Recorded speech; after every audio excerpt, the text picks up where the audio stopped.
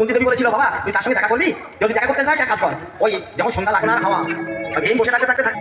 আরাম হয়ে গেছে, ওই দেখা করবো থাকবো না। যদি মা কখনো মিথ্যা কথা বলে, হ্যাঁ আমি মিথ্যা কথা বলি না, তুমি বললে